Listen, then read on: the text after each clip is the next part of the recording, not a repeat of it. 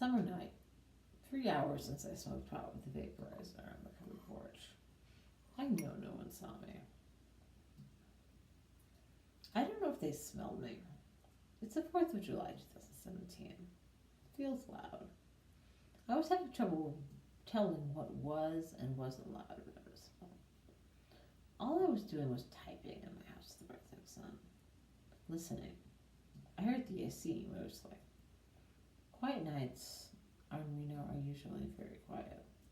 I turned on Asylum to watch differentiation between the loud, quiet, horrible, and fine. American Horror Story is so extreme and horrible. I couldn't watch it right then. Looking at the MacBook Pro Maps function, I thought about distance, space, where I am now versus city where I used to be. Very happy to be safe alone in this house in Reno. It's quiet and dark now. I will probably be up all night. May go the 4th of July dinner at my aunt and uncle later today.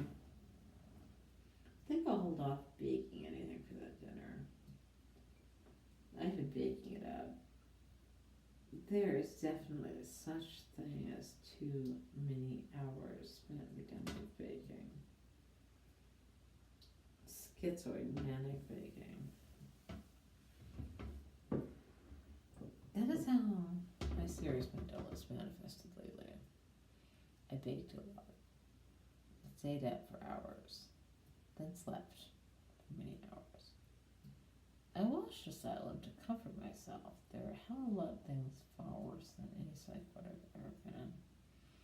Asylum's terror gave me escapist perspective. Dawn, sun's coming up. Very quiet. What am I going to not give a fuck about that I should today? What am I going to worry about too much that's delusional? How about other people's interpretation of my life as I lead it, unless they have direct power over it? Suppose it's dawn, so President Trump will appear on his daily tweet storm. I have to say, I'm with the president on this one. I too am a delusionally, mentally ill person who embarrasses themselves regularly on Twitter. Also, except I'm not anywhere near being the president. Jesus, no. Only a very obscure writer in Nevada.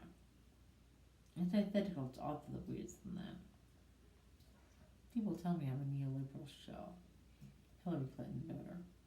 Yes, queen, white feminist, snowflake coastal elite who recently left the West Coast. Democrat. Not be doing any of that loudly on the internet. Or outside any further. Twitter lately has some shit I don't feel like dealing with today. Other people are so toxic, yet must find me equally toxic. I'm so glad I can just be alone now with my thoughts. I don't even want to look at Facebook and see what toxicity and bile people are now spewing today. I guess. Actually, my reaction to Facebook is, oh, honey bunny. General affection towards everyone. A sense that it's all fine now. Yet disinterest. It's all very quiet. Do I want to get back into Asylum again to kill a few hours? Sure. For some reason, I'm enjoying Asylum way more this time. This is the first time I've watched it and actually enjoyed it.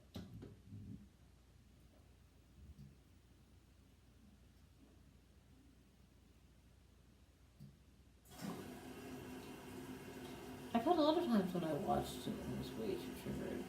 I had to stop. But that just meant it was fresh save to savor till the end. The last season I watched when I was writing this book, which never sense.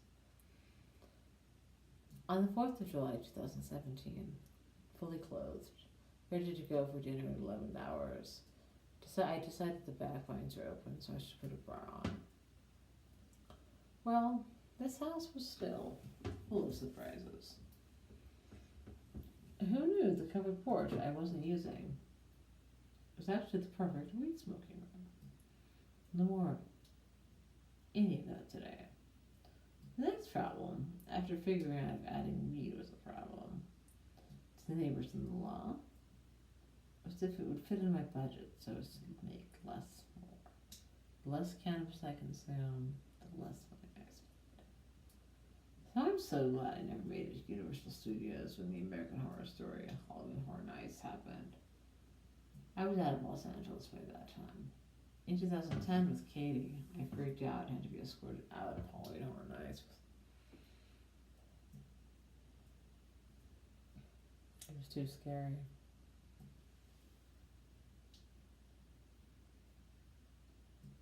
Given how much I watch this horror show now, a visit to Halloween Horror Nights could end far worse. I could freak the fuck out. Lana Winters had some twisted shit happen to her. That car accident was the most realistic part of Asylum. Only one of those horrors, except rape and institutionalizations, I've endured. Something else in Asylum I've done. Thrashing out, screaming at nothing alone in psych ward rooms. Screaming Katie's name. Mad with pain. Postpartum psychosis, Dr. Threadsom says about the Anne Frank character. That was kind of what I was thinking also. What I don't like about Asylum is the framing of mental illness has a reason to kill people. Like, brings up again and again, but it's every season. And they talk about mental illness like death is this best deliverance from it, a consummation of value to be wished. Mental illness is a crime to be punished as sin, especially in this awful 1964 institution. I wonder if there are places like that now, and I wouldn't doubt it.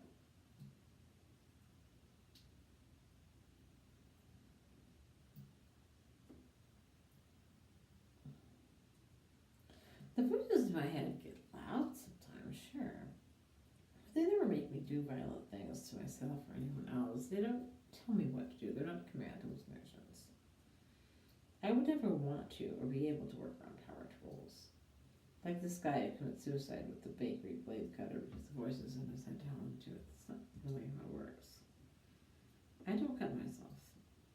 Writing on the wall in blood to summon the dark angel of death. I mean, sure. Later years, there were the menstrual blood pentagrams in the bathtub on the floor when my menstrual cup would drip. Had little spell to do. Avis Satanas. That made you gotcha when I learned Latin, but that was all later to come up in this book. When I truly embraced witchcraft and black magic.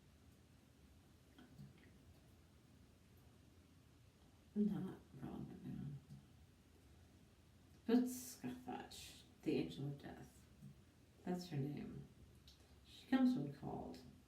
Only takes souls who accept your kiss. Perhaps the figure with the black veil I saw by my dead when I was sick was the Angel of Death. Or Katie.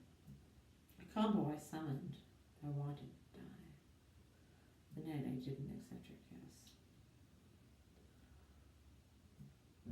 On June 1st, 2017, I dropped 3 paintings from my glitter series off at Reno Artworks for a group show I was in. It makes me oil paintings wouldn't be for sale. They never are. I refuse to commit disability fraud. I want to do the right thing by everyone involved. I'm a brutally honest schizoaffective and I don't break the law.